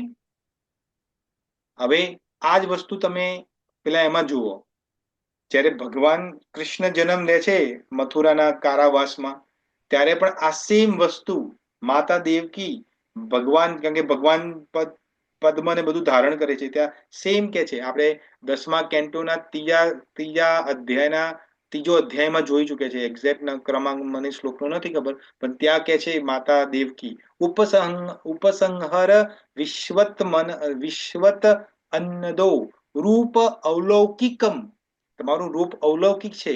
શંખ ચક્ર ગદા પદ્મ શ્રેયા જુષ્ટમ ચતુર્ભુજમ. ભગવાન શંખ ચક્ર ગદા પદ્મથી આવીને તો માતા કે છે તમારું આ રૂપ તો બહુ અલૌકિક છે પ્રભુ. પણ શું કે છે માતા ત્યાં? વિશ્વમ યદેતત સ્તેતન્ના નિશાંતતે યવકાશમ પુરુષમ પુરો ભવાન વિભર્તિ સોયમ મમ ગર્ભો ગુભાવ દહો નૃત્યલોકમ વિડંબમ હિ તતઃ. ભગવાન અમારા ત્યાં જે છોકરા આવે ને બધા આ રમકડા લઈને નથી આવતા. આ તમે 4 રમકડા લઈને આવ્યા છો ને એ લઈને નથી આવતા. તો પેલા રમકડા ગાયબ કરો. ભગવાન ટિંગ ટિંગ ટિંગ ટિંગ કરીને 4 રમકડા ગાયબ કરે. પછી ભગવાન તો હસતા હોય છે કે ભગવાન અમારા ત્યાં જે છોકરા જન્મ લે છે ને એ એકચ્યુઅલી રોતા રોતા આવે છે અને નાના હોય છે. તમે જે રૂપ ધારણ કર્યું એવું નથી હોતું. એટલે ભગવાન પછી ટિંગ નાના રૂપમાં આવી જાય છે અને રોવાનું ચાલુ કરે છે. એટલે પછી રોવાનું ચાલુ કરીને માતા દેવકી કે એ ચૂપ થઈ જા, ચૂપ થઈ જા, ચૂપ થઈ જા. કંસને ખબર પડી જશે. તો ભગવાન મનમાં કે છે કે માતા તે તો કીધું રોવાનું, હવે હું રોઉં છું તો તું ના પાડે છે. તો આ જે સમજે છે, તત્વને સમજે છે. આ ભગવાન શીલ સુખદેવ ગોસ્વામી તે આગળ વાત કરે છે, આગળના એ જ ચેપ્ટરમાં આગળ વાત કરે છે. સુખ ઉવાચમાં આવે છે इत्युक्तासि दधारि स तुष्णीम भगवान आत्मा मायया पित्रोः संपशयतो सद्यो ब्रभुवः प्राकृत शिशुः। પોતાની માયા દ્વારા ભગવાન વિષ્ણુ જે છે એ નાના એમાં થઈને શિશુની જેમ રુદન કરે છે। તો હવે આ કોણ સમજી શકે? જે પ્રેમી છે, ભગવાનને પ્રેમ કરે એ સમજે છે આ વસ્તુ। જે પ્રેમી નથી, જેને ભગવાનને કોઈ લેવા દેવા નથી, એને તો એવું લાગે આ તો ભગવાન તો આપણા જેવા જ છે ભાઈ। અને ભગવાન આગળના શ્લોકમાં, આપણે આ જે 9મો શ્લોક લીધો છે, 14મા શ્લોકમાં જ કહેવાના છે, નમામ કર્મણિ લિંપંતિ નમે કર્મ ફલ સ્પૃહા ઇતિ મામ યો ભી જાનાતિ કર્મ ભીન સબધ્યતે। મને કોઈ કર્મ ટચ કરતું નથી, કારણ કે કર્મ મને ટચ કરી જ ના શકે, મને કોઈ કર્મના ફળની આશા નથી, એટલા માટે કર્મ મને બાંધી નથી શકતું। આપણાને કર્મ બાંધે છે ને, ભગવાન કૃષ્ણને નથી બાંધતું। ભગવાને આપણે 3જા ચેપ્ટરના 22મા શ્લોકમાં ભગવાન કૃષ્ણ શું કહે છે? નમે પાર્થાસ્તિ કર્તવ્યમ ત્રિષુ લોકેષુ કશ્ચિન નાનમ વ્યાપ્તમ અવ્યાપ્તવ્યમ વર્તમ એવ ચ કર્મણિ।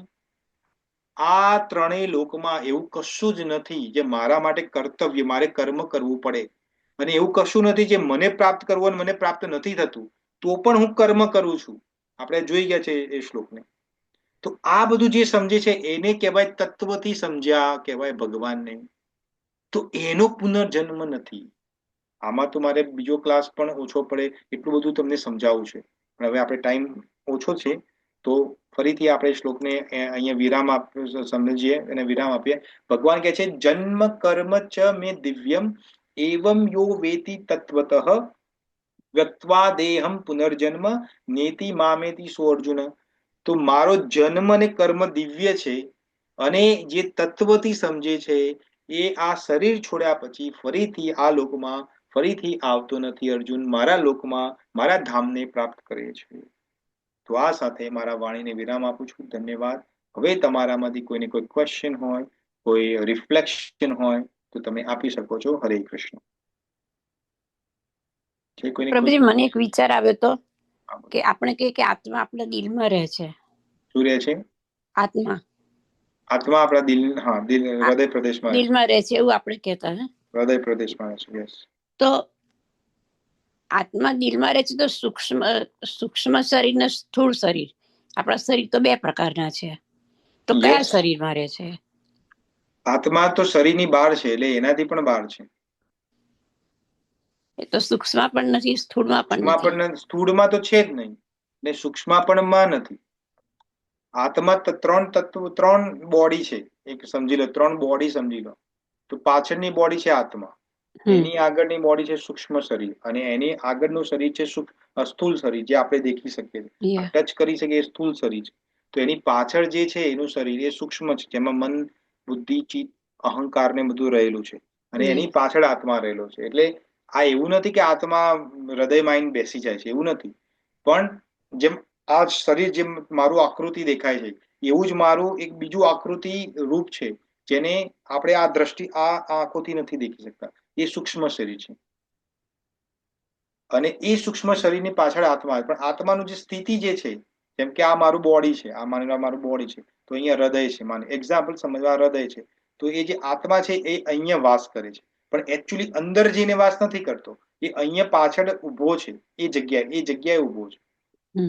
સમજાવવું થોડું ડિફિકલ્ટ છે તમને, પણ એવું નથી કે આત્મા અંદર વાસ કરે છે, આ બોડીની અંદર આત્મા આવી જશે એવું નથી, પણ આત્મા એટલો પાવરફુલ છે કે એના પ્રેઝન્સ થી આપણે બીજા ચેપ્ટરના 17મા શ્લોકમાં જોઈ ગયા કે એના પ્રેઝન્સ થી આખું કોન્શિયસનેસ બોડીમાં ફેલાય છે, એટલે આપણને બધું ટચ થાય, બધું ફીલ થાય, એનાથી ખબર પડે છે। ને જયારે આત્મા જયારે જતો રહે છે, છોડીને જતો રહે છે, ત્યારે બોડી ખાલી એટલું સૂક્ષ્મ, અહીંયા સ્થૂળ શરીર રહે છે, સૂક્ષ્મ શરીરને કારણ શરીર આત્મા સાથે જતું રહે છે। આ બહુ ટેકનિકલ છે, આ બહુ સ્પિરિચ્યુઅલ વસ્તુ છે, સમજવું એટલું 1 સેકન્ડમાં સમજાવવું ડિફિકલ્ટ છે તમને સમજાવવું, કારણ કે આ સૂક્ષ્મ શરીરની સાથે આત્મા જાય, આત્મા, હા, કારણ કે સૂક્ષ્મ આત્મા જ્યારે બીજું શરીર ધારણ કરે ત્યારે સૂક્ષ્મ શરીરની સાથે જ પાછું આવે। હા, કારણ કે સૂક્ષ્મ શરીરની અંદર તો બધા કર્મ ને બધું રહેલું છે ને, હા આપણું મન, ચિત્ત, બરાબર. બુદ્ધિ, અહંકાર તો બધું એમાં જ છે ને, યા. સૂક્ષ્મ શરીરમાં. હમ. તો એની અંદર હા, એટલે આત્મા એ શરીર એની આત્માને જોડે જોડે જ ફરે છે, અને આત્મા જોડે પણ પરમાત્મા જોડે જોડે જ ફરે છે બધી જગ્યાએ. પણ એ બધું સૂક્ષ્મમાં હોય છે, બહુ જ માઇન્યુટ, આપણે આ આંખોથી ના દેખી શકીએ, પણ જેની દિવ્ય દ્રષ્ટિ ઓપન થયેલી હોય એ દેખી શકે. એને ખબર પડે કે આત્મા આ આત્મા છે, આત્માની જોડે આ સૂક્ષ્મ શરીરને પરમાત્મા જોડે જોડે ફરે છે. એ લાઈટ એમને દેખાય એ પ્રમાણે બધું યા. દેખી શકે. જેમ કે આ આંખોથી બેક્ટેરિયા ના દેખાય, પણ તમે પછી શું લો, માઇક્રોસ્કોપ છે. માઇક્રોસ્કોપ લો અને પછી જુઓ તો બેક્ટેરિયા દેખાય છે ને. યા. યા હા, તો દેખાય. બસ એ રીતનું જ છે. બરાબર. ઓકે, યા. બીજા કોઈ? હરે કૃષ્ણ. હરે કૃષ્ણ. બીજા કોઈને કોઈ ક્વેશ્ચન છે? જય શ્રી કૃષ્ણ પ્રભુ. મારો પર્સનલ ક્વેશ્ચન છે આ. હા, બોલો. એટલે હું જયારે સવારે માળાજી કરું છું તો આંખમાંથી સખત પાણી જાય, બહુ પાણી, સતત પાણી જાય જ કરે. હા, એવું કેમ થાય એમ? તો ભગવાન તમને ટેસ્ટ આપે છે. જ્યારે તમે માળા કરો, એટલે તમને રિયલાઇઝેશન આપે છે. એટલે ભગવાન થોડું, આપણે જેમ કે ગળ્યું પાણી તમે પીધું, ગળ્યું પાણી પીધું છે, રાઈટ? લીંબુ પાણી પીધું છે, લીંબુ પાણી. લીંબુ પાણી પીધું હોય, પણ લીંબુ પાણીનું ખાલી તમને એક ચમચી ભર લીંબુ પાણી આપે અને તમે એમ જીભ ઉપર મૂકો તો કેટલું મજા આવે. પછી તમને થાય, ના, આ તો આટલું જ છે, વધુ મને વધુ આપે તો લાય વધુ પીવું. એટલા માટે એટલે તમને ભાવ આપે છે, ભાવ આપે છે ભગવાન એના તરફ. એવું છે.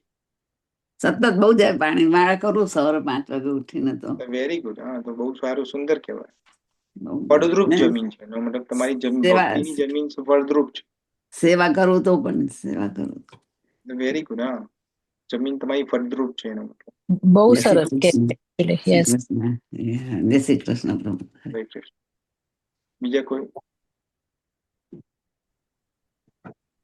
પ્રભુજી, વૈકુંઠ અને ગોલોકધામ બંનેમાં લીલા ડિફરન્ટ હોય ને? હા, વૈકુંઠમાં ભગવાન નારાયણ વાસ કરે છે હા, એ અને ચતુર્ભુજ. ગોલોકમાં ભગવાન શ્રી કૃષ્ણ પૂર્ણ પુરુષોત્તમ એ ત્યાં વાસ કરે છે. ત્યાં લીલાઓ અલગ છે. Yes. બંનેની લીલાઓ. હા, જે સનકાદિકની જે લીલાઓ થઈ, જે સનકાદિક આવ્યા અને જય વિજય રોક્યા ને બધું, તે વૈકુંઠમાં થાય છે બધું.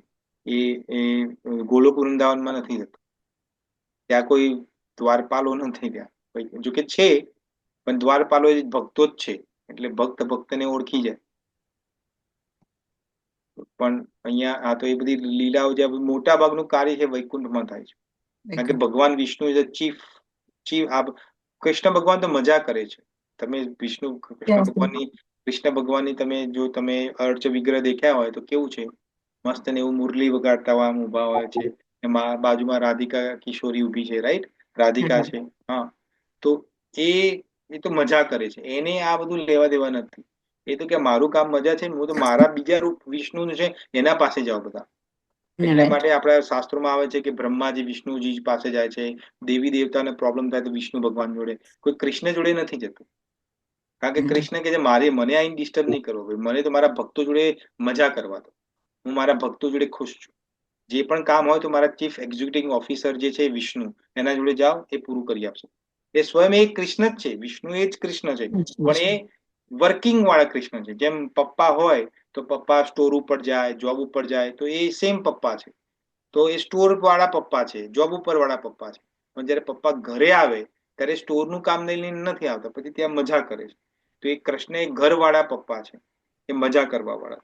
ત્યાં ઘોડો બને પપ્પા, ત્યાં અડકો દડકો રમે, બધું કરે તે પપ્પા. પછી સ્ટોર ઉપર છોકરો કે પપ્પા અહીંયા ઘોડો બને, પપ્પા કે ના ના ના, અહીંયા ના બને બેટા, અહીંયા તો મારે કામ કરવું હોય. અહીંયા ઘરે આજે આપણે રાત્રે અડકો દડકો રમીશું. હો, આજે અમદાવાદ રમીશું. આજે પણ રમતા હતા અમદાવાદ, યાદ છે તમને? ખોડા. હા, એ અમદાવાદ ઘરમાં રમે. એ અમદાવાદ સ્ટોર ઉપર ના રમે. સમજ્યા? મારા પપ્પા રમાડતા હતા. હા, એ ડિફરન્સ છે. કેરમ ને બધું રમતા હતા ઉનાળામાં, યાદ આવે છે મને. મારા પપ્પા પણ રમાડતા હતા. હા, તો એ બધું પપ્પા રમે, એ બધું પપ્પા ઘરમાં રમાડે. એમને જોબ ઉપર ના રમાડે. એમના કાર્યક્ષેત્ર. બધા છોકરાઓ ભેગા કરીને. હા, તો વિષ્ણુ ભગવાન એ પોતાનું કાર્યક્ષેત્ર છે.